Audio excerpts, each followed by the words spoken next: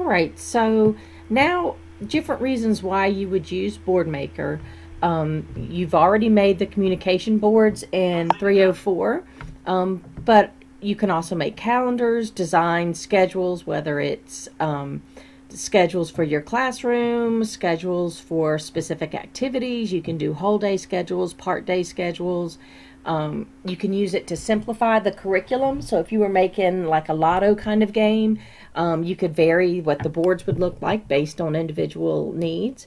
You can also now import digital pictures, make your own photo albums for the students that you have each year, or if you have siblings or families, if you wanted to use that in the boards as well. So if you go to, we will in the next tutorial we'll just walk through and kind of go through some of these, but you can make calendars. And so for kids who like to know when things are coming up, so if you have, like, this one shows swimming lessons, and so like right here it shows swimming lessons. This was Martin Luther King's birthday, and like swim classes you'll see appear on this day. Sometimes kids need that.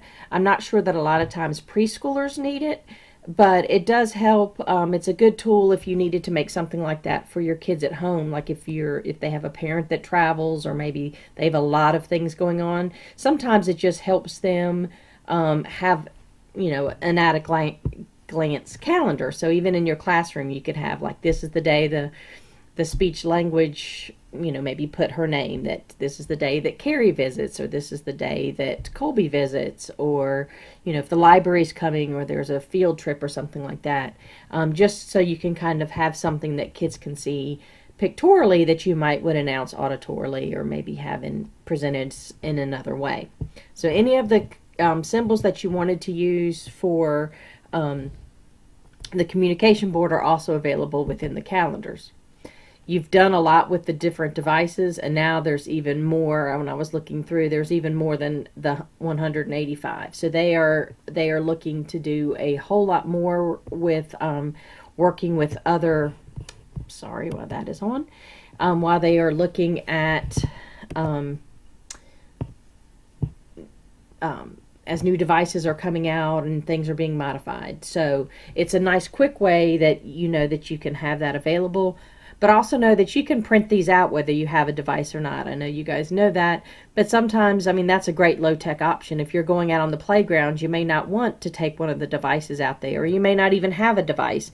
And so if a child doesn't qualify for a device, but they need that, then this is a nice quick way that you've got 8 perfect squares, or 16, or if you just need 2, but you don't have to size it and recalibrate everything. It's already right there for you. So again, sometimes there's handbooks or calendars or other things that you need to do that you can create. Sometimes we would actually make those when we would go on field trips, because even though children might have been used to voice output devices, if we were on a field trip, this would be something that we could just hand them and they could use in multiple ways. So we could easily slide in, if we were going to McDonald's for lunch or whatever, so that they could order their own. I guess that's not healthy now, but we would go out to eat or whatever, and they could order their own food. So we could customize it based on where we were going for the field trip, or if we were going to go out to eat or something. And these are also nice to be able to allow for communication out in the community that might be different than language and signs or symbols that you would use at school. Again, there's all different kinds of schedules. This one is one for home, so sometimes that really helps for families to have something like this. If you're working on sequencing of tasks, especially, it's really nice if you're doing things with potty training. This talks about like what he would do in the morning.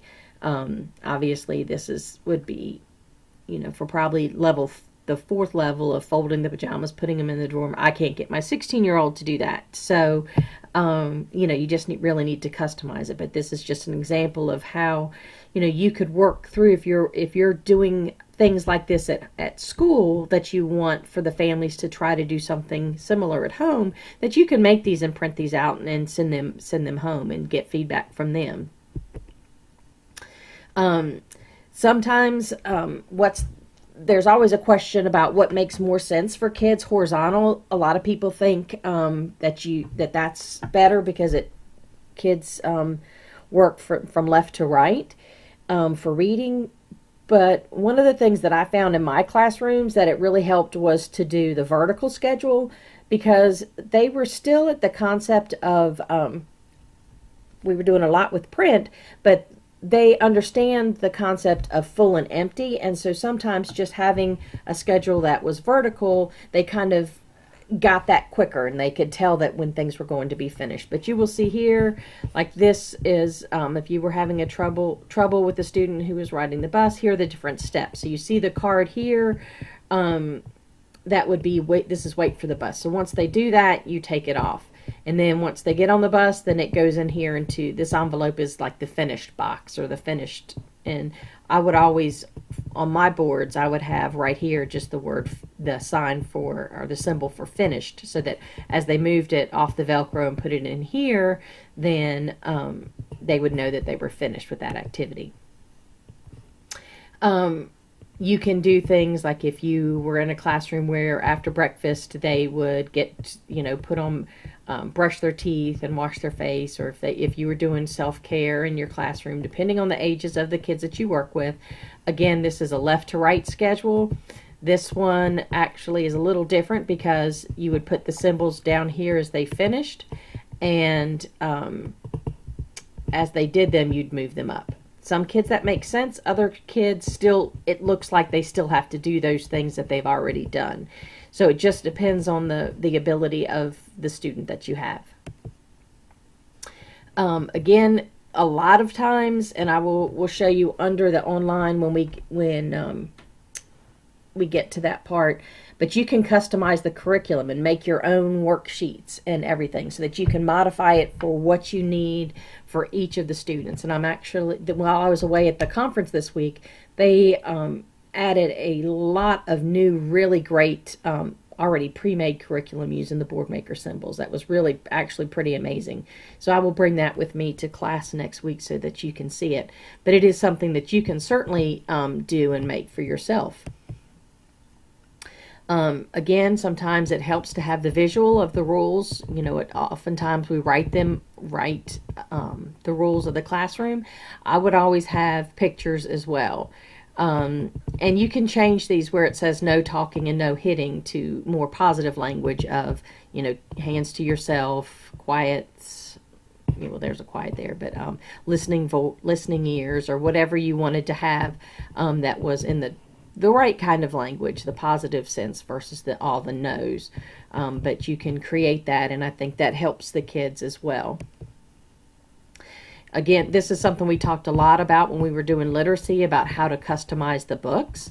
This is actually kind of a word-for-word where it was on Wednesday he ate through 3 poems, but he was still hungry. So this is a way that they put the symbols right directly on the book.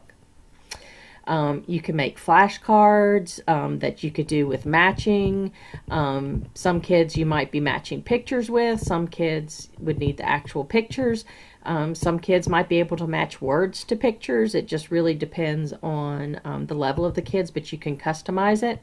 You can have the words written on it here, and you see here's an actual photo, and then here is one of the boardmaker symbols. And you can have where the words appear at the top, or where they appear at the bottom, or if you want no words at all.